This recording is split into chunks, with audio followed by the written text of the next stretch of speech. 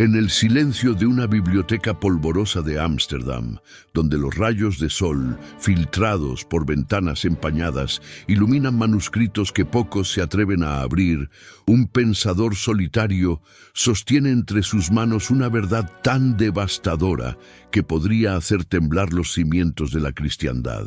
Baruch Spinoza, el lente pulidor convertido en demoledor de certezas, contempla las páginas de los evangelios con la misma frialdad científica con la que examina las leyes de la óptica. Pero esta vez, su mirada no busca corregir la visión del mundo físico, sino desvelar la más colosal ilusión de la historia humana, que un carpintero de Nazaret haya sido elevado a la categoría de Dios. ¿Acaso no es esta la mentira más perfecta jamás construida? ¿No es precisamente en esta fabricación donde se revela la desesperada necesidad humana de crear dioses a su imagen y semejanza? El filósofo judío excomulgado desliza sus dedos por las líneas del texto sagrado, pero donde millones ven milagros, él percibe metáforas. Donde otros contemplan lo sobrenatural, él descubre lo demasiado humano. ¿Qué clase de divinidad necesita nacer, crecer, dudar, sufrir y morir? ¿No son estos precisamente los atributos que definen nuestra mortalidad? La pregunta resuena en la penumbra de su estudio como una campana funeral que dobla por 20 siglos de adoración equívoca. Porque si Jesús fue verdaderamente humano, si su dolor en la cruz fue real y no teatral, si su sed y su miedo ante la muerte fueron genuinos, entonces cada altar cristiano se convierte en monumento a la más grandiosa de las falsificaciones. Spinoza conoce el peso de estas reflexiones. Sabe que cada línea que escribe, cada argumento que construye, cada duda que siembra, no es meramente un ejercicio intelectual, sino una dinamita colocada en los fundamentos del poder eclesiástico.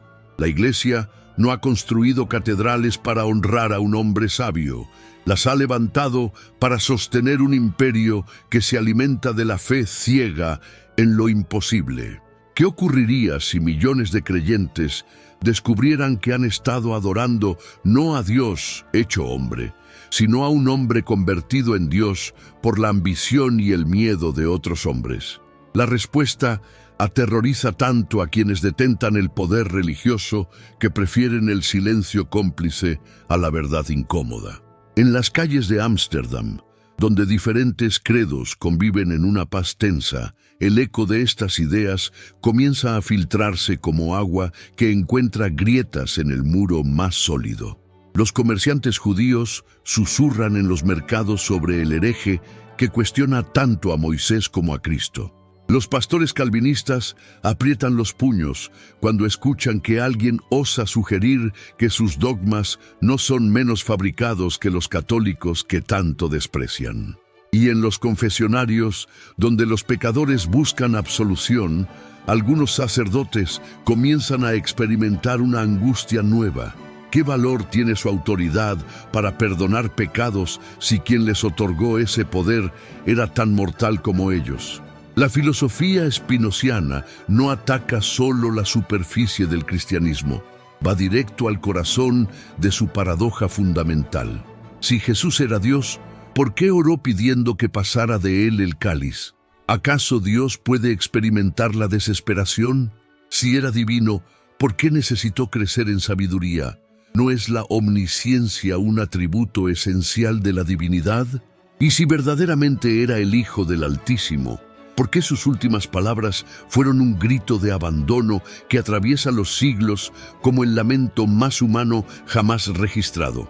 Cada una de estas preguntas es una astilla que se clava en el edificio teológico construido a lo largo de milenios. Y Spinoza las formula con la precisión de un cirujano que no busca matar al paciente sino extraer el tumor que lo está matando lentamente. El poder subversivo de esta perspectiva radica en su simplicidad aterradora. No requiere argumentos complicados ni sofismas teológicos. Basta con aplicar a los evangelios la misma lógica que usamos para evaluar cualquier otro texto histórico. Cuando los relatos se contradicen entre sí, Cuando los milagros se multiplican en proporción directa a la distancia temporal de los supuestos testigos, cuando las profecías se cumplen con una precisión sospechosa, ¿no es más razonable concluir que estamos ante una construcción literaria que ante un testimonio histórico? Pero esta conclusión, tan obvia para una mente libre de prejuicios, resulta inadmisible para quienes han invertido su vida entera en la perpetuación del mito. En los conventos, donde monjas han renunciado al mundo para servir a quien creían Dios encarnado, la posibilidad de que Jesús fuera simplemente un hombre extraordinario pero mortal genera un vértigo existencial que algunas no pueden soportar. ¿Qué significa entonces su celibato? ¿Qué valor tienen sus oraciones dirigidas a alguien que quizás nunca pudo escucharlas desde ningún cielo? Y en los seminarios, donde jóvenes dedican años a estudiar los misterios de la fe, algunos profesores comienzan a percibir las fisuras lógicas que siempre estuvieron ahí, pero que la tradición se encargó de ocultar bajo capas de ritual y autoridad. La genialidad de Spinoza no consiste en negar la importancia de Jesús, sino en reconocer su verdadera grandeza. Un Jesús humano que predica el amor al prójimo, a sabiendas de que esa enseñanza le costará la vida, es infinitamente más admirable que un Dios que juega a ser hombre, sabiendo que resucitará en 3 días.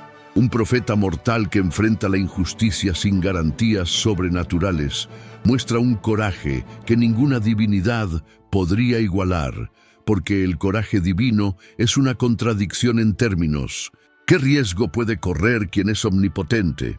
La verdadera heroicidad de Jesús no reside en su supuesta naturaleza divina, sino en su muy humana capacidad de amar hasta las últimas consecuencias.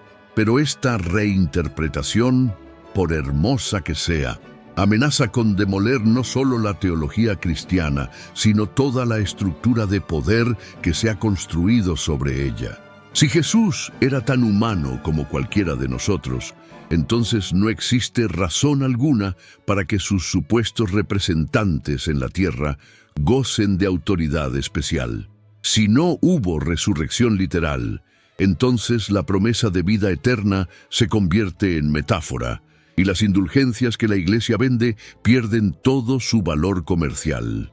Si no hay Trinidad, entonces los complicados debates teológicos que han dividido el cristianismo durante siglos se revelan como disputas sobre la nada. Y si no hay divinidad que validar, entonces cada creyente se convierte en su propio intérprete de lo sagrado, lo cual es precisamente lo que más teme la jerarquía eclesiástica. En las universidades donde la teología todavía se enseña como ciencia, algunos profesores empiezan a experimentar una crisis silenciosa. Durante décadas han construido elaboradas explicaciones sobre cómo lo infinito pudo hacerse finito, cómo lo inmutable pudo cambiar, cómo lo omnisciente pudo aprender. Han dedicado tratados enteros a resolver paradojas que quizás nunca existieron más que en su imaginación teológica. ¿Qué ocurre cuando se dan cuenta de que todos esos esfuerzos intelectuales podrían haber sido invertidos en comprender al Jesús real? No el Dios fabricado, sino el hombre que vivió, enseñó y murió hace 2 milenios. Spinoza comprende que su análisis no destruye lo sagrado, lo relocaliza. Lo sagrado no reside en lo sobrenatural, sino en lo profundamente natural. No está en los milagros que desafían las leyes del universo, sino en las leyes mismas que permiten que la vida florezca y la conciencia emerja. No se encuentra en la adoración de un Dios lejano e inalcanzable, sino en el reconocimiento de que cada ser humano lleva en sí mismo una chispa de lo que los místicos han llamado divino. Jesús no fue sagrado porque fuera Dios, sino porque logró expresar con particular intensidad esa humanidad sagrada que todos compartimos. Esta perspectiva revolucionaria convierte cada iglesia en un recordatorio no de nuestra separación de lo divino, sino de nuestra participación en él. Cada oración se transforma de súplica dirigida a un ser externo, en diálogo con la dimensión más profunda de nosotros mismos. Cada ritual deja de ser magia para convertirse en símbolo de nuestra búsqueda común de sentido y trascendencia. Y cada creyente descubre que no necesita intermediarios para acceder a lo sagrado, porque lo lleva consigo desde el momento mismo de su nacimiento. Pero quienes han construido su identidad sobre la excepcionalidad de Jesús experimentan esta revelación como una pérdida devastadora. En los púlpitos dominicales, algunos predicadores sienten que sus palabras suenan huecas cuando proclaman la divinidad de alguien que quizás fue tan mortal como ellos. En los confesionarios, algunos sacerdotes se preguntan si tienen realmente poder para absolverlos de pecados o si han estado participando en una representación teatral que se ha prolongado demasiado. Y en las procesiones, donde estatuas de Jesús son cargadas por multitudes fervorosas, algunos participantes comienzan a preguntarse si están honrando a un Dios o perpetuando una ilusión colectiva. La filosofía espinociana ofrece consuelo a esta angustia. La pérdida del Jesús divino puede ser compensada por el descubrimiento del Jesús auténtico. El carpintero que se convirtió en maestro, el hijo que desafió a su familia para seguir su vocación, el profeta que prefirió la verdad a la seguridad, el hombre que eligió amar, aun sabiendo que ese amor le costaría la vida. Este Jesús no necesita ser Dios para merecer nuestra admiración. De hecho, su humanidad lo hace infinitamente más digno de nuestro respeto que cualquier divinidad que jugara a ser hombre por unos años antes de regresar triunfante a su trono celestial. En las librerías donde se venden tratados teológicos, algunos lectores comienzan a buscar biografías históricas de Jesús en lugar de estudios dogmáticos sobre Cristo. Quieren conocer al hombre real, no al personaje teológico. Desean comprender sus dudas, no solo sus certezas aparentes. Buscan identificarse con sus luchas, no adorar sus supuestos triunfos sobrenaturales. Y en este proceso de humanización, muchos descubren que el Jesús histórico es mucho más inspirador que el Cristo doctrinal. Spinoza sabe que esta transformación de perspectiva no ocurrirá sin resistencia. Demasiados intereses económicos, políticos y psicológicos dependen del mantenimiento del mito de la divinidad de Jesús. Las instituciones religiosas que han acumulado riqueza y poder durante siglos no renunciarán fácilmente a la fuente de su autoridad. Los creyentes que han organizado toda su vida alrededor de la esperanza en un Salvador divino no abandonarán esa esperanza sin luchar. Y los teólogos que han dedicado décadas a elaborar sistemas doctrinales no admitirán de buen grado que todo su trabajo ha sido un ejercicio de sofistería aplicado a una premisa falsa. Pero la verdad, cuando finalmente emerge, tiene una fuerza que ninguna institución puede detener indefinidamente. Como el agua que encuentra su nivel, la realidad histórica de Jesús comenzará a abrirse paso a través de las construcciones teológicas que la han ocultado. Los documentos que la Iglesia ha mantenido en secreto durante siglos empezarán a ser analizados con métodos históricos rigurosos. Las contradicciones entre los evangelios, que siempre estuvieron ahí, pero fueron explicadas como misterios de fe, comenzarán a ser vistas como lo que realmente son. Evidencia de que estamos ante textos escritos por diferentes autores, con diferentes agendas, en diferentes épocas. En los archivos vaticanos, donde se guardan documentos que podrían cambiar para siempre nuestra comprensión del cristianismo primitivo, algunos investigadores empiezan a hacer preguntas incómodas. ¿Por qué ciertos evangelios fueron declarados apócrifos y excluidos del canon? ¿Qué criterios se usaron para determinar cuáles textos eran inspirados y cuáles no?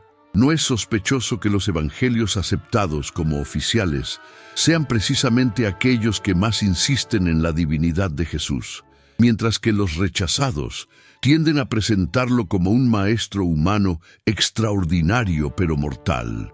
La metodología espinociana aplicada a estos textos produce resultados devastadores para la ortodoxia cristiana. Cuando se analizan los evangelios como literatura en lugar de como revelación, cuando se estudian en su contexto histórico en lugar de como verdades eternas, cuando se comparan con otros textos religiosos de la época en lugar de tratarlos como únicos, emerge un patrón claro. La divinización progresiva de un profeta judío que probablemente nunca afirmó ser Dios y que muy posiblemente se habría horrorizado al saber que sus seguidores lo convertirían en objeto de adoración. En los seminarios donde se forman los futuros sacerdotes, algunos profesores valientes comienzan a introducir estos métodos de análisis crítico. Al principio, los estudiantes reaccionan con shock y resistencia. Han ingresado al seminario para servir a Dios, no para cuestionar su existencia. Pero gradualmente, algunos de ellos empiezan a comprender que servir a la verdad puede ser una forma más elevada de servir a Dios que servir a la ilusión, por más reconfortante que ésta pueda ser. Estos futuros clérigos se enfrentan a una decisión que sus predecesores nunca tuvieron que contemplar: perpetuar una mentira piadosa o arriesgar sus carreras eclesiásticas en nombre de la honestidad intelectual. La crisis que esta perspectiva genera en las comunidades religiosas es profunda y multifacética.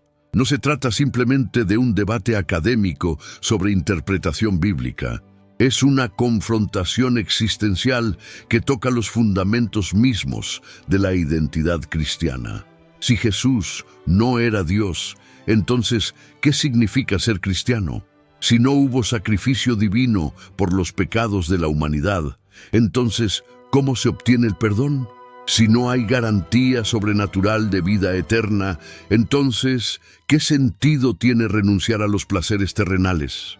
Estas preguntas no tienen respuestas fáciles y muchos preferirán seguir creyendo en mentiras cómodas antes que enfrentar verdades perturbadoras. Pero Spinoza comprende que la liberación auténtica solo puede venir del abandono de las ilusiones, por más queridas que sean. Un amor basado en la mentira no es verdadero amor, sino idolatría. Un Jesús fabricado por la necesidad psicológica y la manipulación eclesiástica no merece adoración, sino compasión por haber sido tan grotescamente malentendido. Y una fe que no puede sobrevivir al contacto con la realidad histórica no es fe, sino autoengaño institucionalizado. El Jesús que emerge de este análisis crítico es, paradójicamente, más digno de admiración que el Cristo teológico. Un hombre que dedica su vida a enseñar el amor y la justicia, sabiendo que ello le costará todo lo que tiene, muestra una grandeza moral que ningún Dios podría igualar. Un profeta que enfrenta la muerte sin certezas sobrenaturales sobre lo que vendrá después, demuestra un coraje que hace palidecer cualquier heroísmo divino. Un maestro que acepta ser torturado y ejecutado en lugar de renunciar a sus principios, encarna una integridad que no necesita milagros para ser reconocida como extraordinaria. En las cárceles donde se tortura a herejes y librepensadores, algunos prisioneros comienzan a entender que están sufriendo en nombre del mismo principio que llevó a Jesús al Calvario: el derecho a pensar con libertad y a expresar la verdad tal como uno la percibe. La diferencia es que Jesús ha sido convertido retroactivamente en símbolo de la ortodoxia que él mismo desafió, mientras que sus verdaderos seguidores son perseguidos por quienes afirman actuar en su nombre. Esta inversión histórica es tan perfecta que resulta casi artística en su horror. Spinoza ve en esta situación no motivo para desesperación, sino para esperanza. Si la verdad sobre Jesús ha logrado sobrevivir 20 siglos de tergiversación y manipulación, si todavía es posible reconstruir al hombre real, a partir de los fragmentos que las iglesias no lograron destruir o deformar completamente, entonces quizás la humanidad está lista para una forma más madura de religiosidad, una espiritualidad que no necesite dioses fabricados, sino que pueda encontrar lo sagrado en la realidad tal como es. Una fe que no requiera milagros sobrenaturales, sino que pueda percibir el milagro cotidiano de la conciencia, emergiendo de la materia y del amor, floreciendo en corazones mortales. Esta visión no destruye la religión, la transforma. En lugar de iglesias que predican la adoración de lo imposible, podríamos tener comunidades que celebren lo extraordinario que acontece dentro de lo ordinario. En lugar de sacerdotes que afirman tener poderes sobrenaturales, podríamos tener guías espirituales que ayuden a otros a descubrir sus propios poderes naturales. En lugar de rituales que perpetúan la separación entre lo humano y lo divino, podríamos tener ceremonias que celebren su unidad fundamental.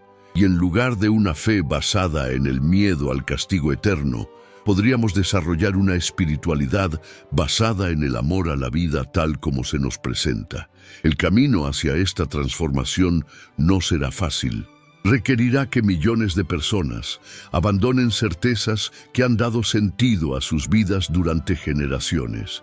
Exigirá que instituciones poderosas reconozcan que han estado perpetuando errores monumentales. Demandará que teólogos admitan que gran parte de su trabajo ha sido construcción de castillos en el aire. Pero la alternativa es permanecer prisioneros de una ilusión que cada día se vuelve más difícil de sostener frente al avance del conocimiento histórico y científico.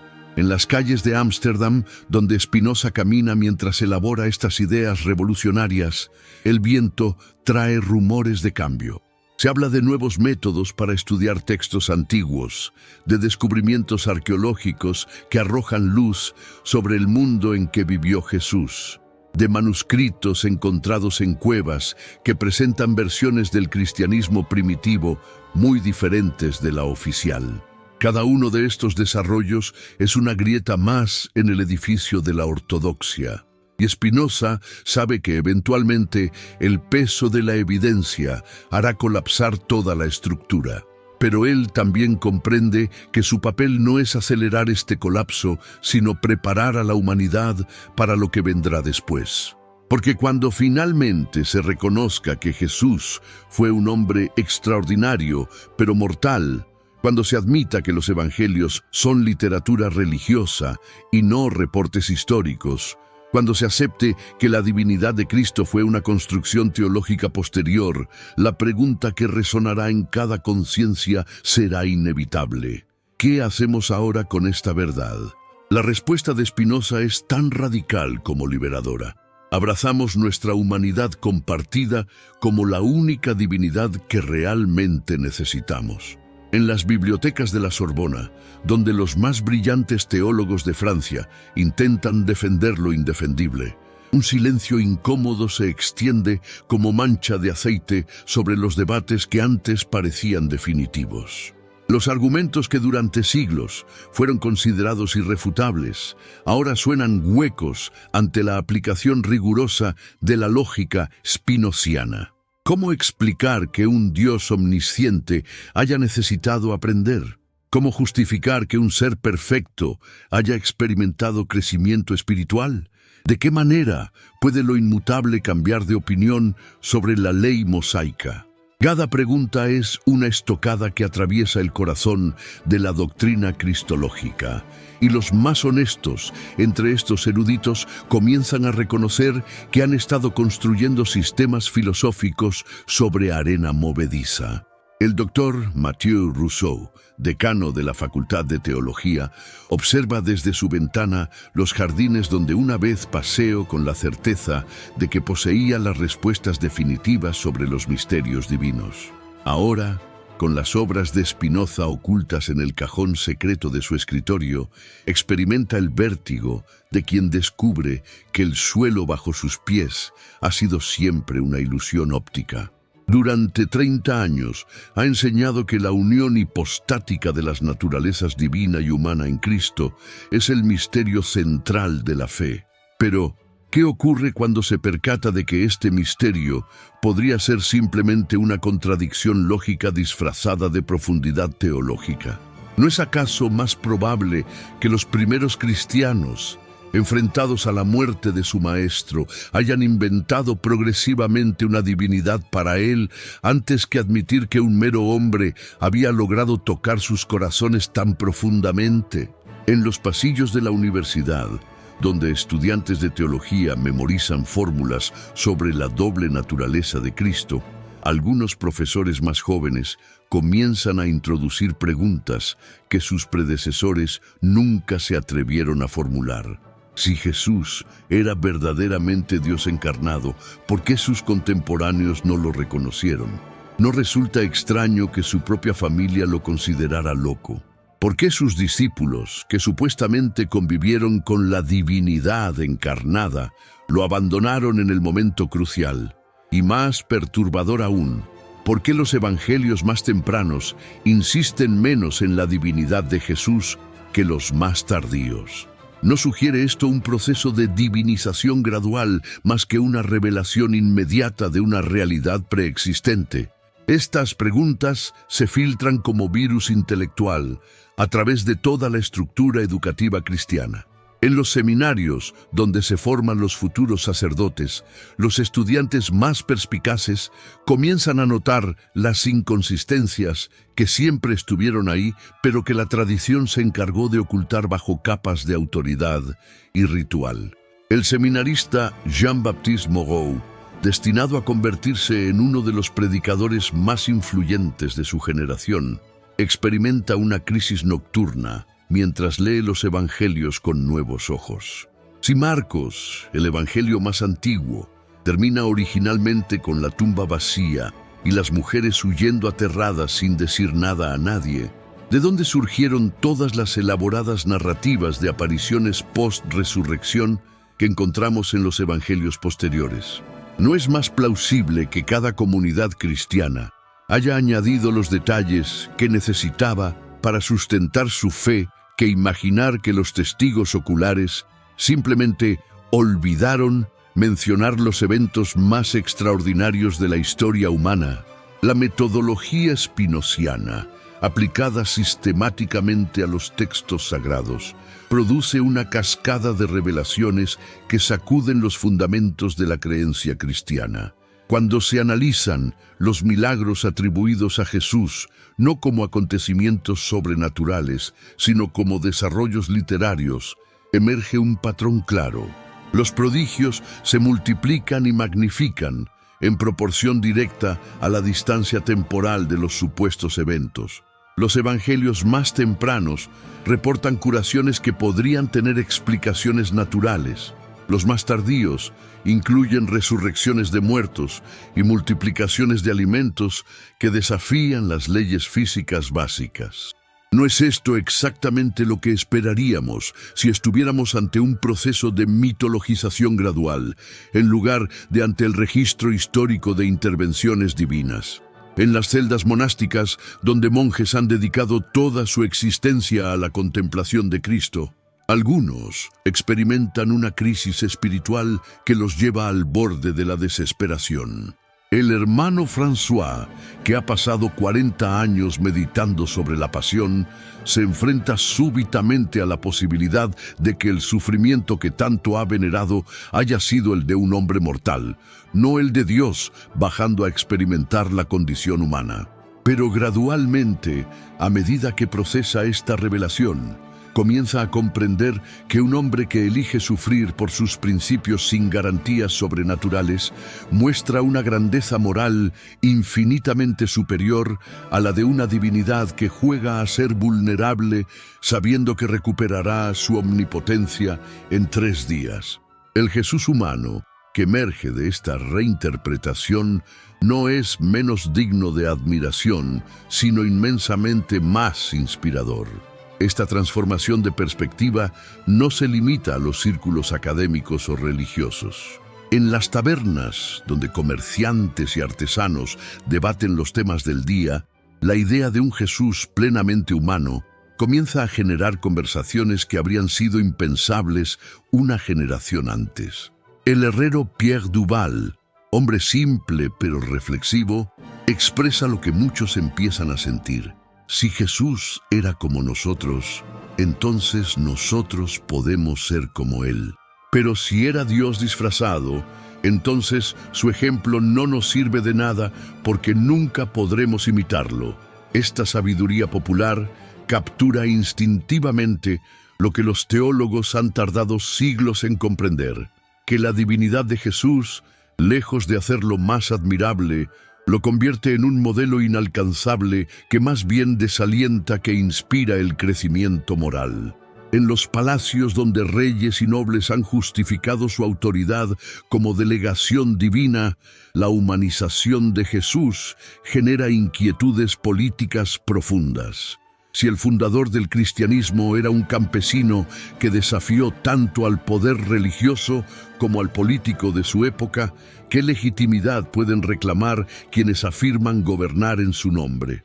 El rey Luis XIV, que se ha presentado como representante de Dios en la tierra, comienza a percibir que la desmitificación de Cristo podría amenazar todo el sistema de autoridad divina sobre el que se asienta la monarquía absoluta. Un Jesús revolucionario que confrontó la injusticia en lugar de un Cristo cósmico que valida el orden establecido, representa un peligro existencial para todas las estructuras de poder que se han legitimado a través del cristianismo. Pero es en los confesionarios donde la crisis teológica se vuelve más íntima y devastadora. Los sacerdotes que han absuelto pecados durante décadas comienzan a preguntarse si realmente tienen autoridad para otorgar perdón en nombre de alguien que quizás nunca afirmó ser más que un maestro moral. La fórmula «Yo te absuelvo de tus pecados» en el nombre del Padre, del Hijo y del Espíritu Santo adquiere un sabor amargo cuando se sospecha que el Hijo era tan mortal como el penitente y el sacerdote y que la Trinidad podría ser una construcción teológica sin base histórica. ¿Qué clase de autoridad espiritual puede reclamar la Iglesia si su fundamento resulta ser una ficción piadosa? En las universidades de Oxford y Cambridge, donde la teología anglicana ha desarrollado sus propias respuestas a los desafíos católicos, los académicos se enfrentan a un enemigo mucho más formidable que las controversias confesionales tradicionales. La crítica espinociana no ataca una u otra interpretación del cristianismo, sino los fundamentos comunes de todas ellas. No importa si uno es católico, protestante u ortodoxo, si Jesús no era divino, entonces todas las iglesias cristianas han construido sus doctrinas sobre una premisa falsa. Esta realización genera una especie de solidaridad desesperada entre teólogos que antes se consideraban adversarios irreconciliables. El doctor William Hartwell, profesor de divinidad en Cambridge y ferviente anglicano, encuentra motivos inesperados de acuerdo con su colega católico James Morrison, cuando ambos reconocen que la amenaza espinociana trasciende sus diferencias denominacionales. Al menos, reflexiona Hartwell en sus notas privadas, cuando disputábamos sobre la autoridad papal o la justificación por la fe, ambos dábamos por sentado que Jesús era Dios. Ahora nos enfrentamos a alguien que cuestiona esa premisa básica y de repente nuestras diferencias parecen triviales comparadas con lo que está en juego. Esta percepción marca el comienzo de un fenómeno que se repetirá a lo largo de la historia. Las amenazas externas al cristianismo tienden a unir a las facciones cristianas que antes se combatían mutuamente. Pero la unidad en la defensa no puede ocultar la debilidad fundamental de la posición que intentan proteger. Cuando los teólogos más brillantes de Europa se reúnen para elaborar respuestas sistemáticas a los argumentos spinocianos, se encuentran con que cada defensa abre nuevos flancos de ataque. Si argumentan que la divinidad de Jesús trasciende la lógica humana, se les pregunta por qué entonces pretenden demostrarla con argumentos racionales. Si insisten en que los misterios de la fe no pueden ser sometidos al escrutinio filosófico, se les cuestiona por qué durante siglos han usado precisamente la filosofía para elaborar sus doctrinas. Si recurren a la autoridad de la tradición, se les señala que esa tradición podría haberse basado en malentendidos desde el principio. En los hospitales, donde religiosas cuidan enfermos y moribundos, la crisis teológica adquiere dimensiones profundamente humanas. La hermana Marguerite, que ha dedicado su vida a aliviar el sufrimiento ajeno inspirada por el ejemplo de Cristo, se pregunta si su vocación mantiene sentido cuando descubre que Jesús podría haber sido tan mortal como los pacientes que ella atiende. Pero gradualmente comprende que la respuesta es afirmativa. Si Jesús era plenamente humano y aún así eligió dedicar su vida al servicio de otros, entonces su ejemplo es aún más poderoso, porque demuestra que la santidad es una posibilidad real para cualquier ser humano. Un Dios que ama es admirable. Es un hombre que ama hasta el sacrificio, es inspirador de manera que puede transformar otras vidas humanas. Esta realización se extiende a través de toda la estructura de la caridad cristiana. Los hospitales, orfanatos y asilos que se han construido en nombre de Cristo no pierden su valor cuando se descubre que Cristo era plenamente humano. Al contrario, adquieren una dignidad nueva porque demuestran que los seres humanos son capaces de una compasión que no necesita origen sobrenatural para ser extraordinaria. El bien que se hace en nombre de un Jesús divinizado podría atribuirse a la gracia divina. El bien que se hace siguiendo el ejemplo de un Jesús humano debe acreditarse completamente a la capacidad humana para la bondad. En las cátedras universitarias, donde se enseña filosofía moral, algunos profesores comienzan a explorar las implicaciones éticas de un Jesús plenamente humano. Si sus enseñanzas sobre el amor al prójimo no provienen de una fuente divina, sino de la reflexión de un hombre extraordinariamente sabio y compasivo, ¿esto las hace menos válidas? ¿O acaso las hace más valiosas porque demuestran que la sabiduría moral puede emerger de la experiencia humana sin necesidad de revelación sobrenatural? La respuesta que comienza a cristalizarse es que un sistema ético desarrollado por un ser humano para otros seres humanos podría ser más relevante y aplicable que uno dictado por una divinidad que nunca experimentó realmente las limitaciones y dilemas de la condición mortal. En los salones aristocráticos donde se discuten las ideas de moda, la posibilidad de un Jesús no divino genera conversaciones que oscilan entre el escándalo y la liberación intelectual. La marquesa de Pompadour, conocida por su sagacidad e influencia, observa que si Jesús era simplemente un hombre muy extraordinario, entonces quizás nosotros también podemos aspirar a la extraordinariedad sin necesidad de milagros. Esta perspectiva aristocrática, aunque superficial, captura algo importante. La divinización de Jesús ha servido durante siglos para mantener a la humanidad ordinaria en un estado de inferioridad espiritual que justifica la necesidad de intermediarios eclesiásticos. Pero es en las cárceles de la Inquisición donde las implicaciones más terribles de esta revelación se vuelven evidentes.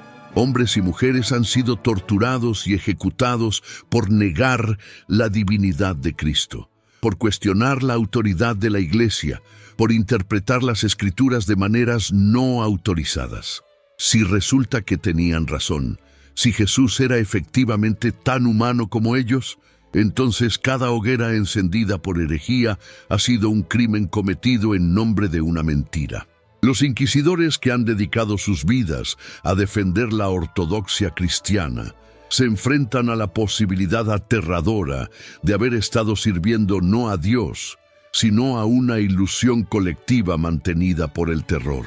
El gran inquisidor Tomás de Torquemada, en los últimos años de su vida, experimenta pesadillas en las que las voces de sus víctimas le preguntan por qué las mató en nombre de un carpintero de Galilea que probablemente habría condenado cada uno de sus actos.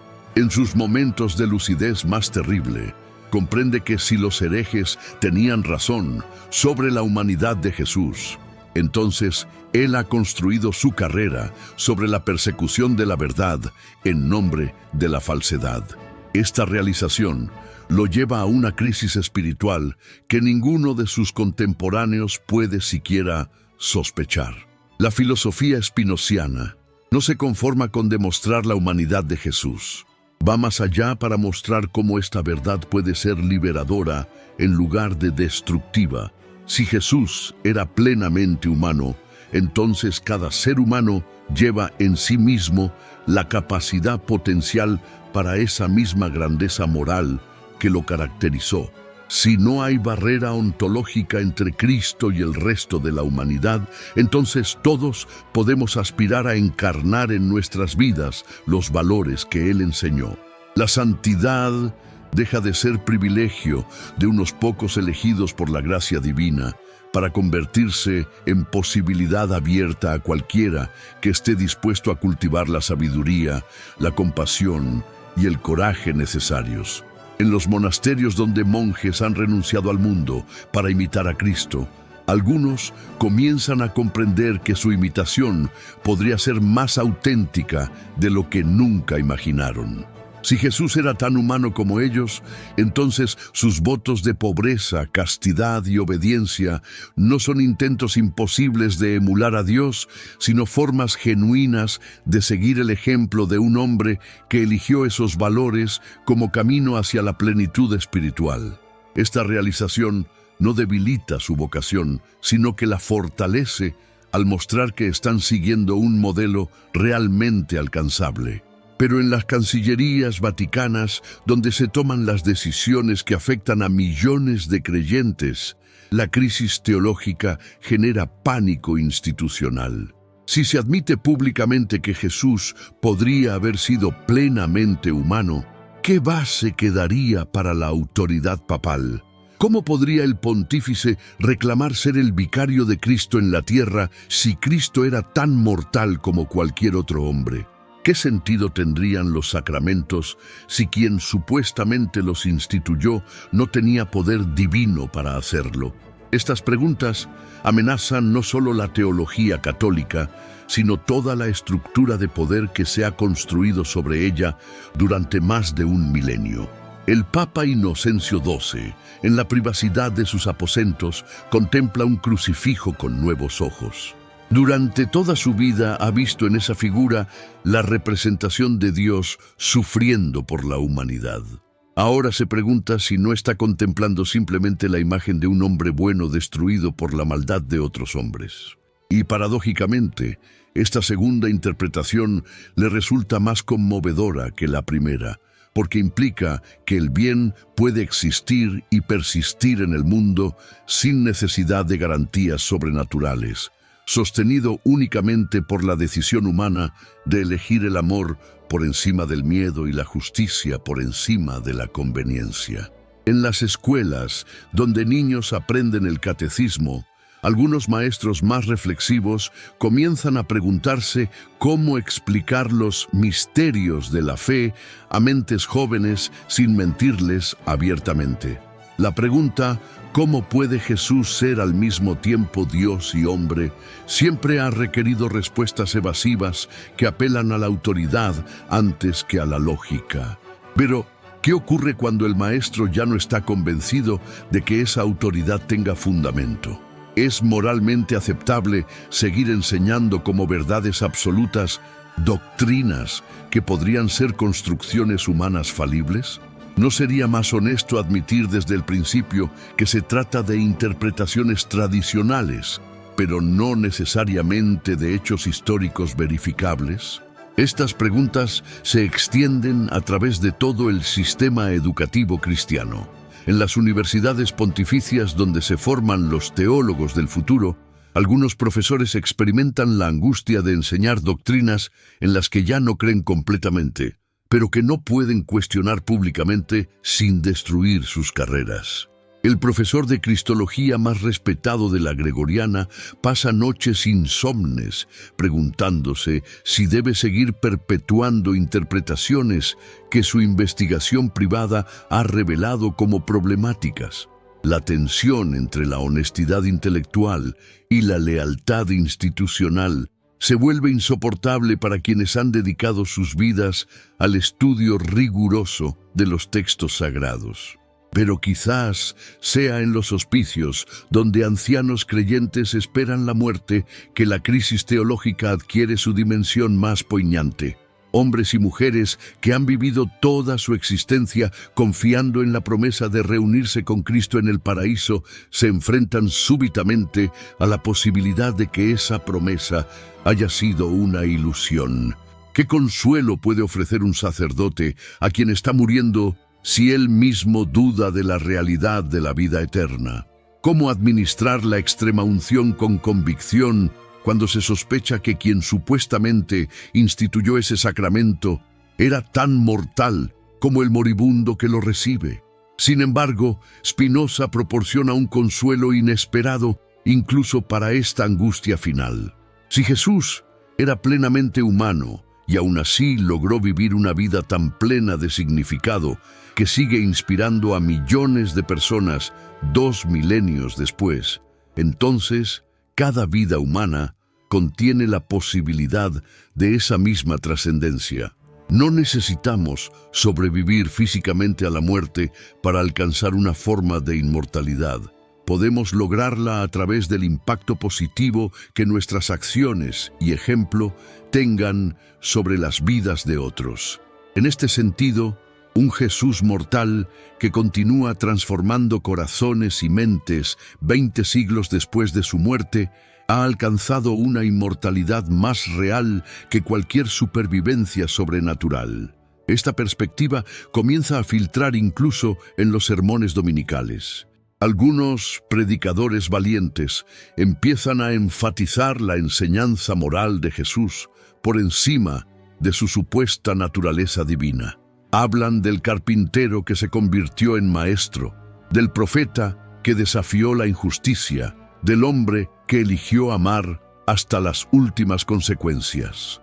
Y descubren que estas homilías resuenan más profundamente en sus feligreses que las especulaciones abstractas sobre uniones hipostáticas y naturalezas divinas. Un Jesús plenamente humano resulta más accesible como modelo moral que un Cristo teológico cuya perfección es inalcanzable por definición. En las bibliotecas donde eruditos comparan los evangelios canónicos con textos cristianos primitivos recientemente descubiertos, emerge un patrón devastador para la ortodoxia tradicional. Los documentos más antiguos tienden a presentar a Jesús como un maestro de sabiduría extraordinario pero humano. Solo en los textos posteriores aparecen las afirmaciones explícitas de divinidad, las genealogías que lo conectan con David, los relatos de nacimiento virginal. ¿No sugiere esto un proceso de divinización gradual más que la preservación de una verdad original? ¿No es más probable que las comunidades cristianas hayan ido magnificando la figura de su maestro fallecido hasta convertirlo en objeto de adoración, que imaginar que Dios se encarnó realmente, pero la mayoría de sus contemporáneos no se dieron cuenta? La metodología histórico-crítica, aplicada sistemáticamente a los textos fundacionales del cristianismo, produce resultados que ninguna apologética tradicional puede refutar satisfactoriamente. Cuando se estudian los evangelios como documentos históricos sujetos a las mismas reglas de evidencia que cualquier otro texto antiguo, cuando se analizan en su contexto cultural y religioso original, cuando se comparan con la literatura apocalíptica judía contemporánea, emerge una imagen de Jesús radicalmente diferente de la que han presentado las iglesias durante 2 milenios. Este Jesús histórico no es menos admirable que el Cristo de la fe, es diferente. Es un profeta judío que anuncia la inminencia del reino de Dios, un maestro de sabiduría que enseña a través de parábolas y aforismos, un reformador religioso que critica la hipocresía de las autoridades de su tiempo, un líder carismático que atrae seguidores dispuestos a abandonar todo por seguirlo. Su grandeza no reside en una naturaleza divina que lo separa del resto de la humanidad, sino en su capacidad para encarnar en grado excepcional las posibilidades más elevadas de la condición humana. Pero quizás lo más liberador de esta perspectiva sea que devuelve a cada creyente la responsabilidad y el poder de su propio crecimiento espiritual. Si Jesús era plenamente humano, entonces no hay barrera ontológica que impida a otros seres humanos alcanzar niveles similares de sabiduría, compasión e integridad moral. La santidad deja de ser privilegio de unos pocos elegidos por la gracia divina para convertirse en posibilidad abierta a todos los que estén dispuestos a cultivar estas cualidades a través del esfuerzo consciente y la práctica constante. En los jardines de Versalles, donde el poder absoluto se manifiesta en cada simetría calculada, el Rey Sol contempla desde sus ventanas doradas un mundo que está cambiando de maneras que ni siquiera su omnipotencia terrestre puede controlar. Las ideas de Spinoza han comenzado a filtrarse a través de las capas más refinadas de la sociedad francesa, y Luis XIV percibe instintivamente que la desmitificación de Cristo representa una amenaza existencial para toda su concepción del poder divino. Si Jesús era simplemente un hombre extraordinario que desafió tanto al poder religioso como al político de su época, ¿qué legitimidad pueden reclamar quienes gobiernan en su nombre? ¿Cómo mantener la ficción del derecho divino de los reyes cuando se reconoce que el fundador del cristianismo era tan mortal como sus súbditos? Pero la inquietud real trasciende las preocupaciones dinásticas. En los salones donde Madame de Maintenon organiza sus famosas conversaciones teológicas, un silencio nuevo se instala cuando algún invitado osado sugiere que quizás han estado adorando durante toda su vida no a Dios hecho hombre, sino a un hombre convertido en Dios por la necesidad psicológica de generaciones de creyentes. La pregunta flota en el aire como incienso venenoso. ¿Qué ocurre con una civilización entera cuando descubre que su fundamento espiritual podría ser una construcción humana demasiado humana? ¿Cómo procesa una cultura la posibilidad de que sus catedrales sean monumentos no a la verdad eterna, sino a la más grandiosa de las ilusiones colectivas? En las universidades de toda Europa, una revolución silenciosa está transformando la manera de estudiar los textos sagrados. El profesor Johann Michaelis, en Göttingen, aplica a los evangelios los mismos métodos filológicos que usa para analizar los clásicos grecolatinos, y los resultados son devastadores para la ortodoxia cristiana. Cuando los relatos sobre Jesús se someten al mismo escrutinio crítico que cualquier otro documento histórico, cuando se analizan las contradicciones internas, cuando se estudian las influencias culturales y literarias, cuando se rastrean los desarrollos teológicos a través del tiempo, emerge una verdad que ya no puede ser suprimida. Los evangelios son literatura religiosa creada por comunidades de fe, no reportes periodísticos de eventos sobrenaturales. Esta realización no destruye el valor de los textos bíblicos, los relocaliza. En lugar de documentos que registran intervenciones divinas, se revelan como testimonios profundamente humanos de búsqueda espiritual, como expresiones artísticas de anhelos trascendentes, como intentos literarios de dar sentido a la vida y muerte de un maestro que había impactado profundamente a quienes lo conocieron. Un evangelio entendido como obra de arte religioso puede ser más bello y significativo que un evangelio leído como crónica histórica fallida. Una parábola reconocida como ficción creativa puede tocar el corazón más profundamente que un milagro presentado como hecho literal, pero que la razón no puede aceptar. En los conventos, donde monjas han dedicado sus vidas a la contemplación de Cristo, esta nueva perspectiva genera una crisis que paradójicamente puede conducir a una espiritualidad más auténtica. La hermana Teresa del Sagrado Corazón, después de 40 años de vida contemplativa, descubre que puede amar más profundamente al Jesús humano que al Cristo divino. Un hombre que elige el camino del amor, sabiendo que le costará la vida, muestra una grandeza moral que ningún Dios podría igualar, porque el heroísmo divino es una contradicción en términos.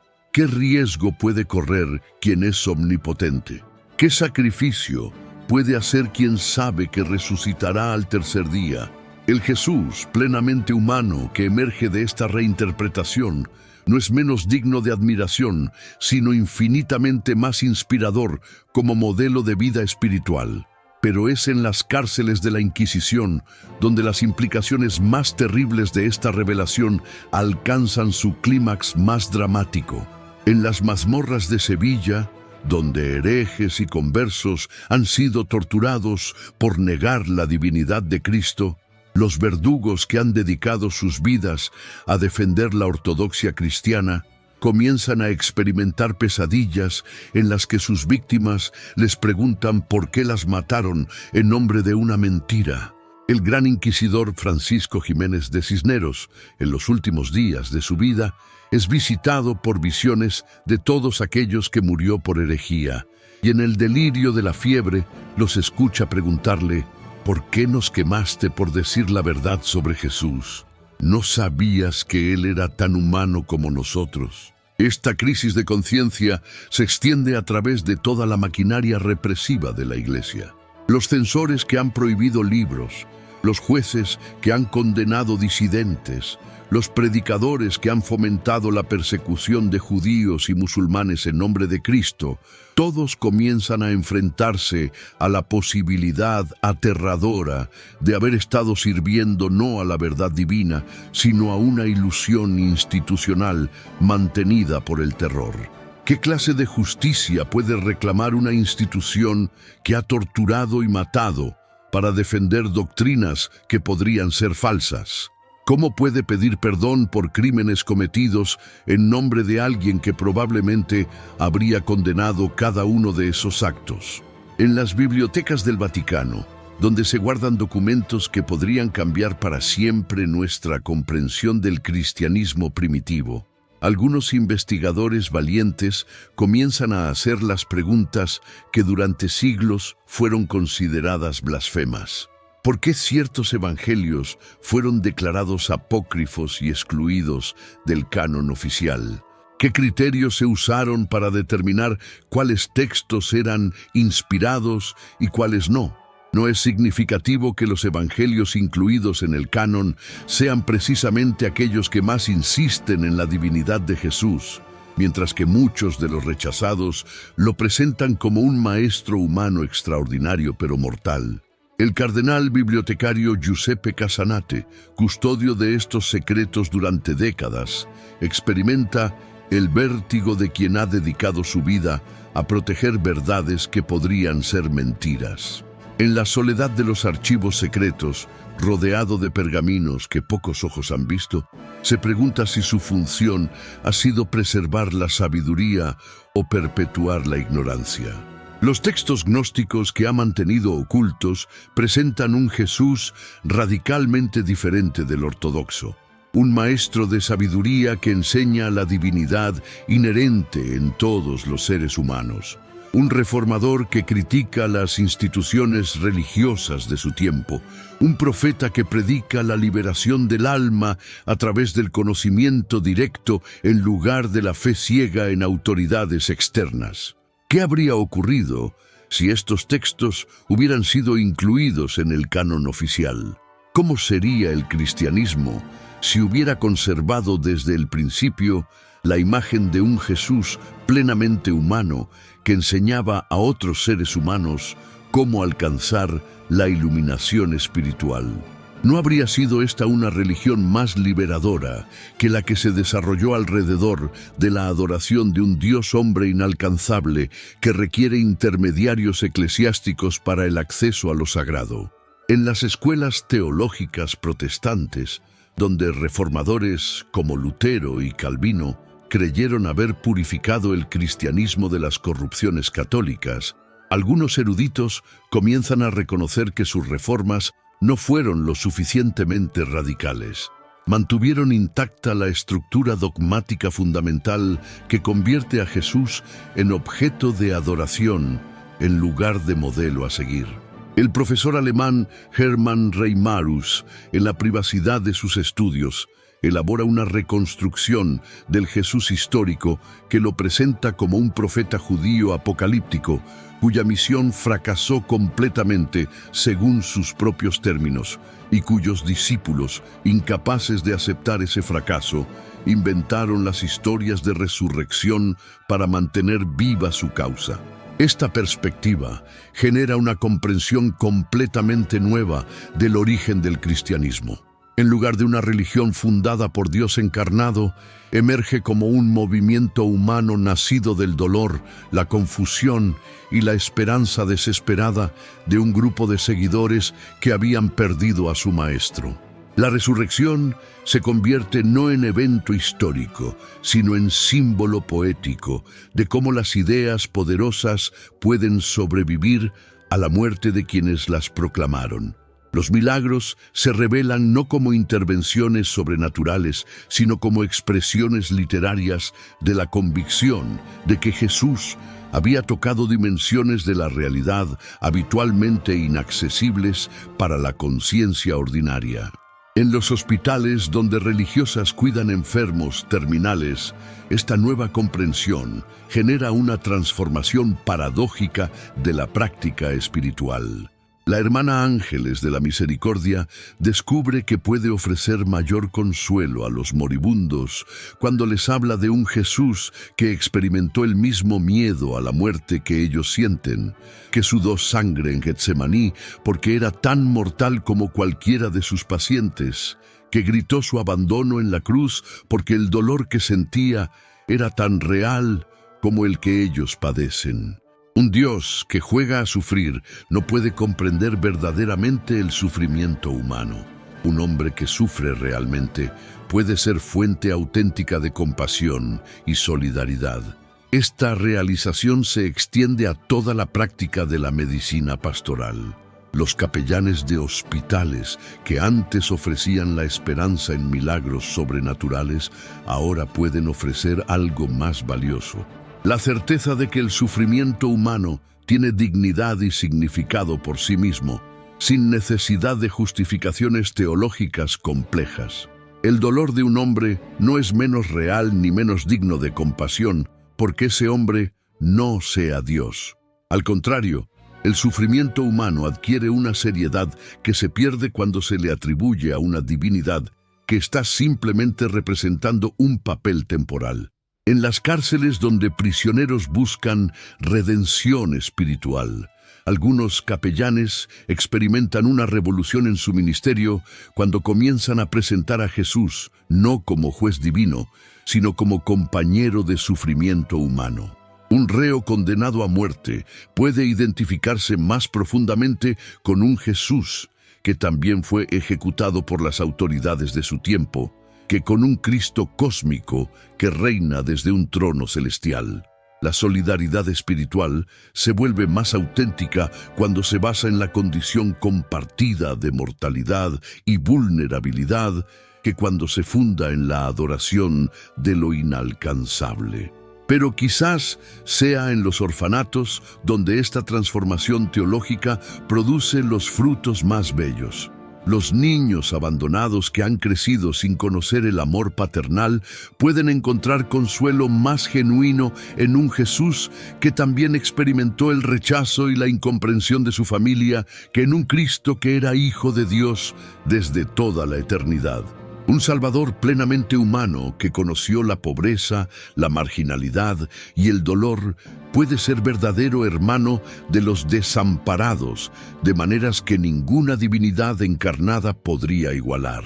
En las universidades donde se forma la nueva generación de intelectuales europeos, la filosofía espinociana está generando una revolución silenciosa pero imparable en la manera de concebir la religión, la moralidad y el sentido de la vida.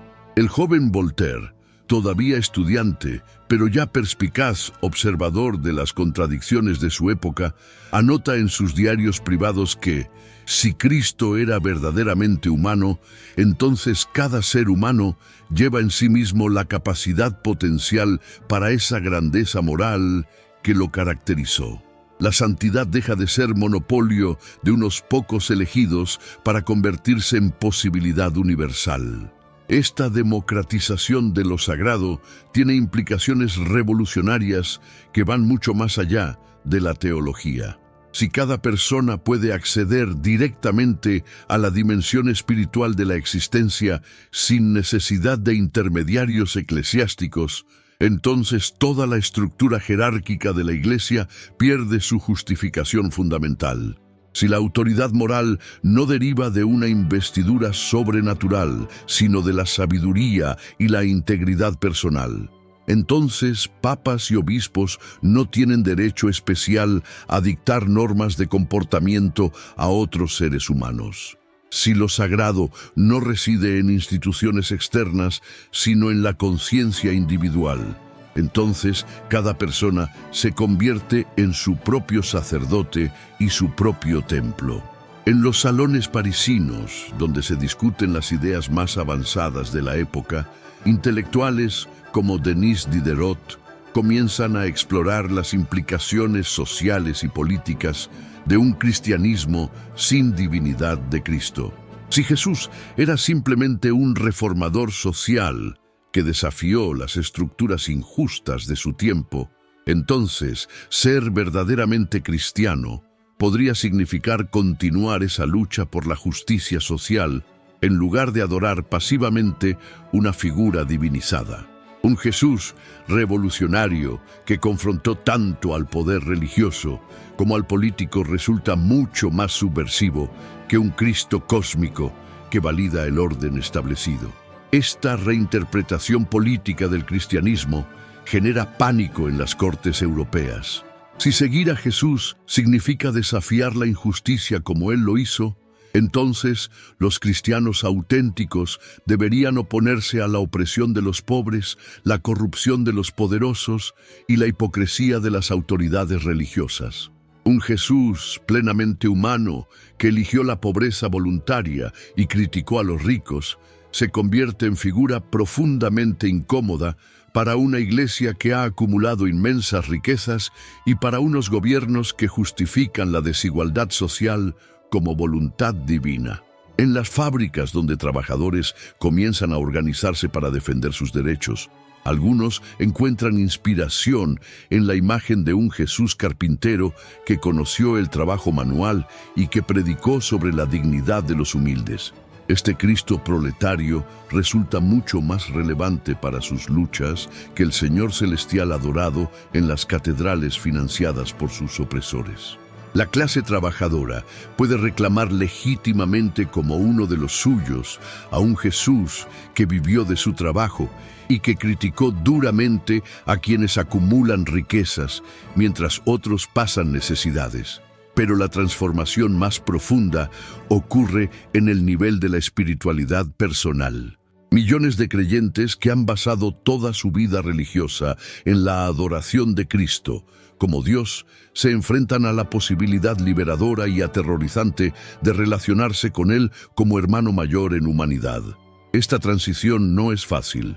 Requiere abandonar la comodidad psicológica de tener un Salvador todopoderoso que resuelve todos los problemas a cambio de asumir la responsabilidad de trabajar por la propia salvación, siguiendo el ejemplo de alguien que lo logró sin ventajas sobrenaturales.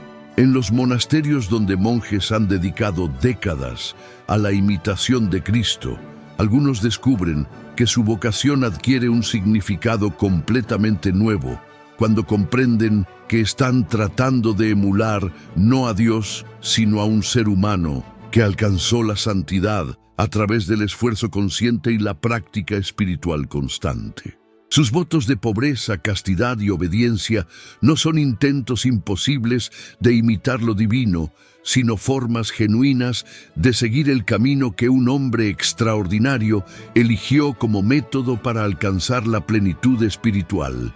Esta realización se extiende a toda la práctica de la vida contemplativa. La oración deja de ser súplica dirigida a un Dios externo para convertirse en diálogo con la dimensión más profunda de la propia conciencia. La meditación se transforma de adoración pasiva en ejercicio activo de autoconocimiento y crecimiento interior. Los sacramentos pierden su carácter mágico, pero ganan significado simbólico como rituales que marcan etapas del desarrollo espiritual personal.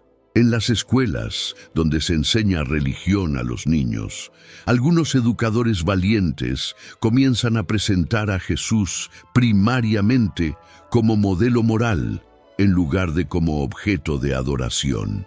Les hablan del niño que creció en una familia trabajadora, del joven que aprendió un oficio manual, del maestro que enseñaba con parábolas sencillas, del profeta que defendió a los oprimidos, del hombre que eligió morir por sus principios. Esta aproximación pedagógica produce una generación de cristianos que pueden admirar e imitar a Jesús sin necesidad de adorarlo, que pueden seguir sus enseñanzas sin creer en su divinidad. Pero quizás la transformación más bella de todas ocurre en el arte religioso. Los pintores, que han representado durante siglos a un Cristo glorioso rodeado de resplandores sobrenaturales, comienzan a explorar la humanidad de Jesús con nueva profundidad emotiva. Las crucifixiones dejan de mostrar a Dios sufriendo teatralmente para presentar a un hombre muriendo realmente. Las maternidades no representan a la Madre de Dios, sino a una mujer joven, enfrentando las alegrías y angustias de criar a un hijo que se convertirá en reformador religioso. Los retratos de Jesús adulto lo muestran con las líneas de cansancio, preocupación y dolor que marcan cualquier rostro humano que ha vivido intensamente. Esta humanización del arte cristiano lo hace más accesible y conmovedor para el público ordinario. Una pietà que muestra el dolor real de una madre que ha perdido a su hijo toca corazones más profundamente que una que representa el duelo teatral de la Madre de Dios. Un Cristo en agonía que sufre como cualquier ser humano genera más compasión auténtica que un Dios que juega a experimentar el dolor mortal. El arte religioso recupera su capacidad de conmover cuando abandona la grandilocuencia sobrenatural y se concentra en la profundidad de la experiencia humana. En las bibliotecas donde eruditos comparan el cristianismo con otras religiones del mundo, emerge una comprensión nueva de los procesos universales de divinización de maestros espirituales. Buda fue gradualmente convertido en objeto de adoración por seguidores que no podían aceptar que un ser humano hubiera alcanzado la iluminación sin ayuda sobrenatural. Confucio fue transformado progresivamente de filósofo moral en figura semidivina por culturas que necesitaban justificar su veneración extrema. ¿No es exactamente lo mismo lo que ocurrió con Jesús? ¿No representa el cristianismo simplemente otro caso de un proceso psicológico y cultural que parece inevitable cuando seres humanos excepcionales impactan profundamente a sus contemporáneos? Esta perspectiva comparativa libera al cristianismo de su pretensión de unicidad absoluta sin negar su valor específico. Jesús puede ser reconocido como uno entre varios maestros espirituales extraordinarios que han aparecido a lo largo de la historia humana sin necesidad de afirmar que fue único en el sentido ontológico. Su grandeza no reside en haber sido Dios, sino en haber expresado con particular intensidad y belleza las posibilidades más elevadas de la conciencia humana. En este sentido, puede ser venerado junto con Buda, Lao Tse, Sócrates y otros grandes maestros de sabiduría sin que esa veneración requiera creencias sobrenaturales. En los hospitales psiquiátricos, donde se trata a personas que afirman ser Cristo, los médicos comienzan a comprender mejor la naturaleza de estas identificaciones cuando reconocen que Jesús era plenamente humano. Un paciente que cree ser Dios encarnado sufre una psicosis grave que requiere tratamiento médico. Uno que se identifica con un gran maestro espiritual humano podría estar expresando de manera distorsionada una aspiración legítima hacia la perfección moral. La humanización de Cristo permite distinguir entre locura patológica e idealismo exaltado, entre delirio de grandeza e inspiración espiritual auténtica. Esta distinción tiene implicaciones profundas para toda la comprensión de la experiencia mística. Los santos que afirmaron tener visiones de Cristo pueden haber estado experimentando encuentros genuinos con la dimensión arquetípica de su propia psique en lugar de apariciones sobrenaturales. Los místicos que describieron uniones extáticas con Jesús podrían haber estado alcanzando estados de conciencia expandida que los conectaron con la misma fuente de sabiduría y compasión que Él encarnó. La experiencia espiritual no pierde validez cuando se reconoce su origen natural. Al contrario, gana en accesibilidad y relevancia para otros buscadores. En las cortes penales, donde se juzgan crímenes cometidos en nombre de la religión, algunos jueces comienzan a considerar si la humanización de Cristo podría reducir el fanatismo religioso que motiva tantos actos violentos. Es más fácil matar en nombre de un Dios que demanda obediencia absoluta que en nombre de un hombre que predicó el amor universal. Un Jesús plenamente humano que perdonó a sus ejecutores resulta menos amenazante para otras religiones que un Cristo divino que afirma ser el único camino hacia la salvación. La tolerancia religiosa podría florecer más fácilmente en un mundo donde todas las tradiciones espirituales fueran vistas como expresiones humanas de búsqueda trascendente en lugar de revelaciones exclusivas de dioses celosos. En las academias de arte donde se forman los pintores del futuro, algunos profesores comienzan a enseñar que la belleza suprema no reside en la representación de lo sobrenatural, sino en la revelación de lo sagrado dentro de lo natural.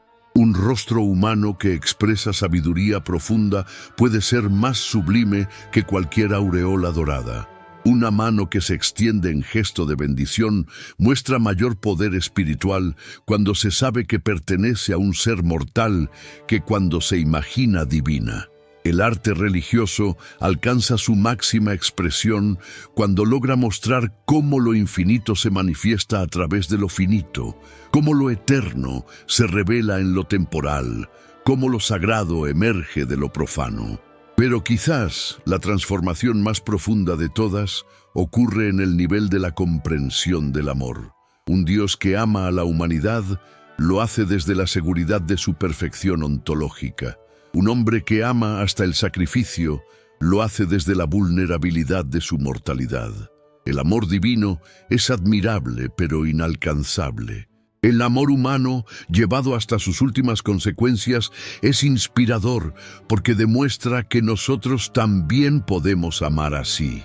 Jesús no fue grande porque fuera Dios amando como hombre, sino porque fue hombre amando como los dioses deberían amar si existieran. En las casas donde familias se reúnen para las oraciones vespertinas, algunos padres comienzan a hablar a sus hijos de un Jesús que fue niño como ellos, que jugó en las calles de Nazaret, que ayudó a su padre en el taller de carpintería, que aprendió gradualmente las lecciones de la vida que todos debemos aprender. Este Jesús cercano y accesible resulta más inspirador como modelo que el Cristo lejano e inalcanzable de la teología tradicional. Los niños pueden aspirar legítimamente a ser como Él, porque no hay barrera ontológica insuperable que los separe de su ejemplo. Esta democratización de la santidad tiene consecuencias revolucionarias para toda la concepción de la vida espiritual. Si Jesús era plenamente humano, entonces la perfección moral no es privilegio exclusivo de unos pocos elegidos, sino posibilidad abierta a cualquiera que esté dispuesto a cultivar la sabiduría, la compasión y la integridad necesarias. La santidad deja de ser estado excepcional otorgado por gracia divina para convertirse en resultado natural del desarrollo completo de las capacidades humanas más elevadas. Todos llevamos dentro el potencial para convertirnos en Cristos, en Budas, en sabios iluminados, porque todos participamos de la misma naturaleza fundamental que permitió a estos maestros alcanzar la trascendencia. Y así, en este mundo transformado donde Jesús ha recuperado su humanidad plena, donde la verdad ha vencido finalmente a 20 siglos de ilusión piadosa, donde lo sagrado se ha relocalizado de lo sobrenatural a lo profundamente natural, Spinoza contempla desde su ventana en Ámsterdam el amanecer de una nueva era espiritual. No es el final de la religión, sino su renacimiento en formas más maduras y auténticas. No es la destrucción de lo sagrado, sino su liberación de las prisiones dogmáticas que lo han mantenido cautivo durante milenios. La humanidad está lista para una espiritualidad que no necesite mentiras piadosas para sostenerse, una religiosidad que pueda encontrar lo infinito dentro de lo finito sin negar la realidad de los límites mortales. Una fe que se base en el amor a la verdad más que en el miedo a la incertidumbre. Y en el centro de esta nueva conciencia religiosa no está un Dios que juega a ser hombre, sino un hombre que logró expresar tan plenamente las posibilidades más elevadas de la condición humana, que continúa inspirando a millones de personas 20 siglos después de su muerte. Esa es su verdadera resurrección. No un cuerpo que regresa de la tumba, sino un espíritu que renace eternamente en cada corazón, que elige el amor por encima del odio, la verdad por encima de la mentira, la justicia por encima de la conveniencia.